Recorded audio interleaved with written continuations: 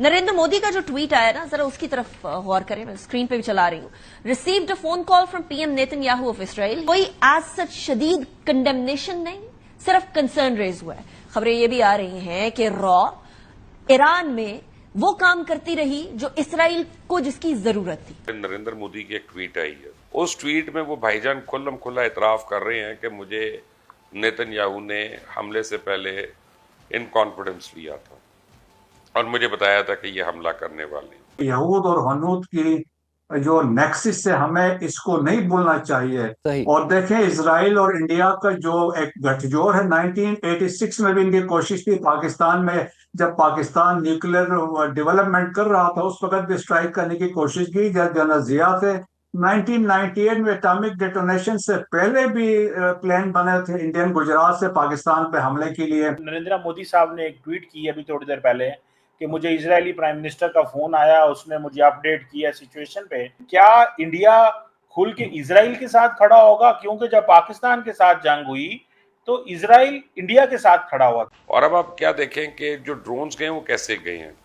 Israel ने खुद इतराफ कर दिया कि ये ड्रोन्स हमने ईरान के अंदर खुफिया जगहों पे रखे हुए थे। वो ड्रोन्स उन इलाकों में थे जो रॉ के ज़ेरे एहतमाम है, रॉ के कंट्रोल में हैं, जो इंडियन फोर्सेस से कंट्रोल में है, जहाँ से दहशत गर्दों को ट्रेन करके पाकिस्तान के अंदर भेजते हैं, उन जगहों पे थे। क्योंकि ईरान ने वहाँ से अपनी आंखें बंद की हुई थी, हिंदुस्तान के ऊपर उनको इतना एतबार था।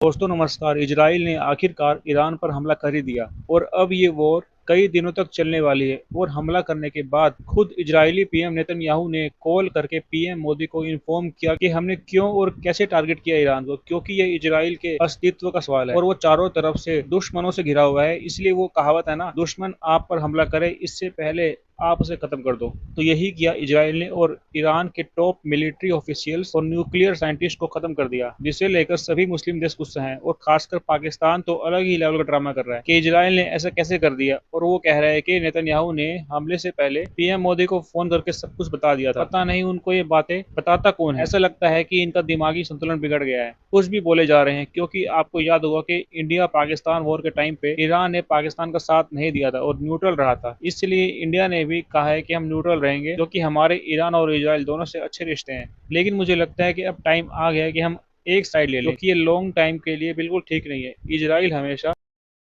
नरेंद्र मोदी का जो ट्वीट आया ना, जरा उसकी तरफ गौर करें। मैं स्क्रीन पे भी चला रही हूं। Received a phone call from PM Netanyahu of Israel. He briefed me on the evolving situation. I shared India's concerns and emphasised the need for early restoration of peace and stability in the region. कोई as such शदीद condemnation नहीं, सिर्फ concern raise हुआ है। खबरें ये भी आ रही हैं कि रॉ ईरान में वो काम करती रही जो इसराइल को जिसकी जरूरत थी। मोसाद का काम रॉ करती रही। इंफॉर्मेशन दोस्त मुल्क बनकर या कारोबारी सतह के ऊपर बातचीत करके ईरान में इसराइल को डायरेक्ट ईरान के हवाले से खबरें पहुंचाती रही। लेकिन मैं पहले दिन से एक बात कह रहा हूं कि ये सही ईरान की तरफ से कुछ गलतियां हुई हैं। मेरे काफ़ी ईरानी दोस्त जो डिप्लोमेट्स हैं, मुख्तलिफ पोस्टिंग्स पे वो पाकिस्तान में रहे हैं, उनको मैं हमेशा एक बात कहता था कि ये हिंदुस्तान आपकी कमर में छुरा घोंपेगा, ये नरेंद्र मोदी आपकी कमर में छुरा घोंपेगा। और वो मेरी बात को हंस के टाल देते थे। तो लगता ये था कि उनकी इंडिया के साथ जो दोस्ती है वो बहुत ज़्यादा तगड़ी है, बहुत ज़्यादा स्ट्रॉन्ग है। और मैं हमेशा उनको कहता था कि इंडिया इजराइल के साथ है। ये कहते हैं वो आप अल्लाह को मानने वाला तो है नहीं। हम सुन्नी हो, शिया हों, जो मर्जी हो, हम तो अल्लाह के मानने वाले हैं, अल्लाह के पैरोकार है, ये नहीं है। तो बहरहाल अब आप ये देखें कि अभी थोड़ी देर पहले नरेंद्र मोदी की एक ट्वीट आई है। उस ट्वीट में वो भाईजान खुल्लम खुल्ला इतराफ कर रहे हैं कि मुझे नेतन्याहू ने हमले से पहले इन कॉन्फिडेंस लिया था और मुझे बताया था कि ये हमला करने वाले हैं। तो अगर वो ईरान का इतना ही दोस्त था, इतना ही खैर दिल था, तो उसने ईरान को वार्न किया नहीं किया, ताकि कोई भी बचे ना। जितने लोगों ने शहीद होना था, मारे जाना था, मर जाएं सारे अपना, और हमला कामयाब हो जाए। क्योंकि वो नेतन्याहू के ही साथ है। नेतन्याहू उसके साथ मिलकर पाकिस्तान से जंग कर रहा था।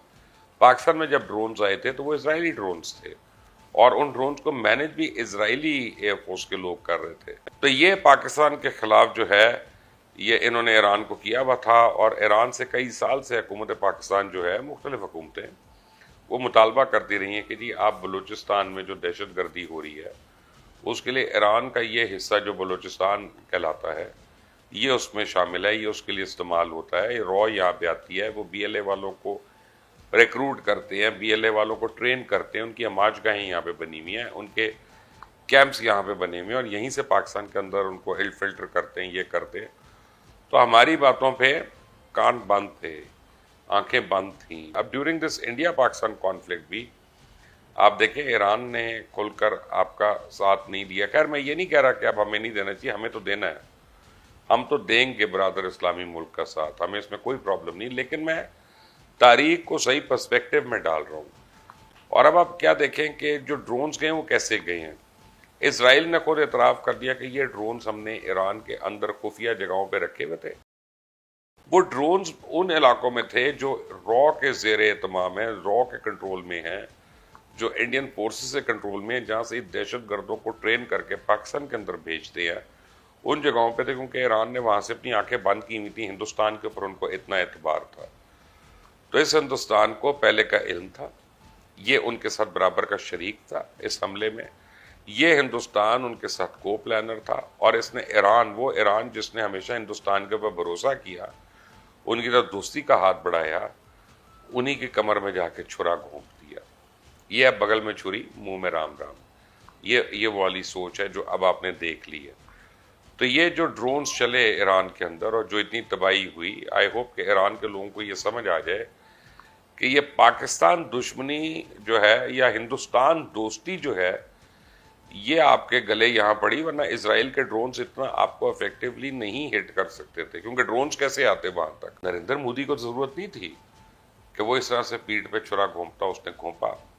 تو آپ یہ دیکھیں کہ ہندوستان جو ہے وہ کسی کا دوست نہیں ہے، وہ اپنا دوست ہے، اپنے مفاد کا دوست ہے، اور ایران ہمیشہ ہندوستان کے ساتھ اس نے دوستی کا ہاتھ بڑھایا، ان کو تیل بھی دیا، سب کچھ کیا، اور ان کے ساتھ ٹریڈ بھی ہو رہا ہے، چابہار کی بھی بندرگاہ ان کو دے رہا تھا۔ تو یہ اصلیت ہے، یہ اصلیت ہے۔ اگر کوئی سمجھتا ہے کہ نریندر مودی، کوئی مسلمان اگر یہ سمجھتا ہے کہ نریندر مودی اس کا دوست ہے تو وہ انتہائی بے وقوف ہے۔ اگر کوئی مومن، کوئی اہل ایمان یہ سمجھتا ہے کہ یہ نریندر مودی اس ساتھ وفا کرے گا تو اس کی سوچ پہ پانی پڑ گیا، میں یہی کہہ سکتا ہوں۔ ڈاکٹر صاحب بھارت کو کیسے دیکھتے ہیں؟ نریندر مودی صاحب نے ایک ٹویٹ کی ابھی تھوڑی دیر پہلے کہ مجھے اسرائیلی پرائم منسٹر کا فون آیا، اس نے مجھے اپڈیٹ کیا سچویشن پہ، اور میں نے کہا کہ ریسٹرینٹ شو کریں۔ ایک طرف تو انڈیا ایران کا استعمال کرنا چاہتا ہے پاکستان کے خلاف کہ افغانستان کو کہا جائے چابہار پورٹ کرو، انویسٹمنٹ کرنا چاہتا ہے، مدد لینا چاہتا ہے بہت ساری ریڈ سی اور ان ایریاز میں ہوتیز کے اگینسٹ دس اینڈ دیٹ، لیکن کیا انڈیا کھل کے اسرائیل کے ساتھ کھڑا ہوگا؟ کیونکہ جب پاکستان کے ساتھ جنگ ہوئی تو اسرائیل انڈیا کے ساتھ کھڑا ہوا تھا، ابھی انڈیا جو ہے وہ اسرائیل کے ساتھ سٹیٹمنٹ جاری نہیں کر رہا کہ ہم تمہارے ساتھ ہیں۔ یہ اس پہ کیا کہیں گے؟ اسرائیل انڈیا کے ساتھ کھڑا ہوا ہے پر انڈیا اسرائیل کے ساتھ نہیں کھڑا ہوا۔ ایران بہت کمزور ہو چکا ہے، مجھے جہاں تک خیال ہے ایران کا مستقبل بھی وہی مستقبل ہے جو عراق کا مستقبل تھا، جو لیبیا کا مستقبل تھا۔ دوسرے ممالک آ کے توڑ پھوڑ کے واپس اپنے کنٹریز میں چلے جاتے ہیں، خانہ جنگیاں شروع ہو جاتی ہیں۔ لیبیا میں کیا ہوا تھا شیما صاحب؟ آپ مجھے یہ بتائیں عراق میں کیا ہوا تھا؟ تو یہ وہی ایران کا مستقبل بھی وہی ہے۔